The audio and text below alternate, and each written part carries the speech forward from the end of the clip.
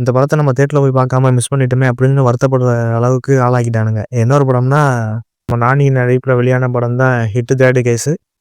படம் பார்க்கறதுக்கு ஃபுல்லானா மொத்தமா தான் எடுத்து வச்சிருக்கானுங்க. அதுன்ட்டு அவரே சொல்லியிருக்காப்புல.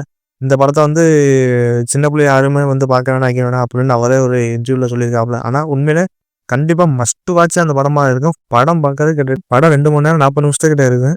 என்ன ஒரு கதைன்னா, ஒவ்வொரு செட்ல ஒரே பேட்டர்ன்ல கொலை பண்றாய்ங்க. அத யார் பண்றா, யார் பண்றான்னு சொல்லிட்டு ஹீரோ வந்து கண்டுபிடிக்க போறாப்புல. அவருக்கு ஒரு கட்டத்துல அவரே ஒரு பக்கத்துல மாட்டிக்கிறாப்புல. இந்த சைக்கோ கொலையாளி யாரு அப்படின்னு சொல்லிட்டு ஹீரோவே இல்ல கடைசியில பார்த்தா 2 கொலைகள் பண்ணிட்டு சைக்கோ கொலையாளிய போய் கண்டுபிடிச்சாரா இல்லையா? அதுக்கப்புறம் என்னென்ன நடந்துச்சு? இதாங்க கதை.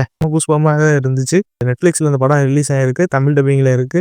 கண் தமிழ் டப்பிங் எல்லாமே அவர் ஒரிஜினல் வாய்ஸா தான் இருக்கு. இதுல முக்கியமா சொல்றேன், இதுல எப்படி பிஜிஎம்லாம் வேற லெவல்ல மிரட்டி வச்சிருக்காங்க. அந்தந்த இடத்துலக்கு இது போதுமானது அப்படின்னு சொல்லிட்டு அடுத்து நமக்கு எப்படி சொல்றது? படம் விறுவிறுப்பாவே ஒரு இடத்துல உட்கார மாட்டாங்க. டக்கு டக்குன்னு அடுத்தடுத்து என்னெல்லாம் நடக்க போகுது அப்படின்னு நமக்கே ஒரு பக்கத்துல ரொம்ப எதிர்பார்க்குற மாரி நமக்கு கொண்டு போயிருப்பானுங்க. எப்படா கொல்லுவான் அக்கால ஓலி அப்படின்னு நமக்கே தோணும்.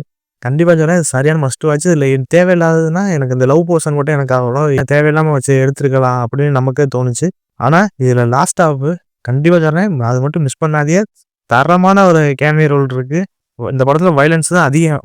இத டார்ச்சர் பண்றதெல்லாம் பார்க்கணுமே. நமக்கே இப்போ இவனுக்கெல்லாம் இப்படியாண்டா பண்ணணும். ஆமாண்டா இப்படிதான் கொல்லுடா அப்படி நீ ஏன்டா வச்சு விட்டு வச்சிருக்க அப்படின்னு நமக்கே தோணும். கண்டிப்பா சொல்றேன். இது ஒரு மஸ்ட் வாட்ச் படம். தரமான ஒரு படம். கண்டிப்பா மிஸ் பண்ணாதீங்க. இதுல இந்த கேமியோ ரோல் மட்டும் மிஸ் பண்ணாதீங்க. அந்த கேமியோ ரோல்னா வேற லெவலு. அடுத்த 4த் பார்ட்டுக்கு ஹிண்ட் குடுத்துருப்பானுங்க. தரமான ஒரு படம். கண்டிப்பா மிஸ் பண்ணிடாதீங்க.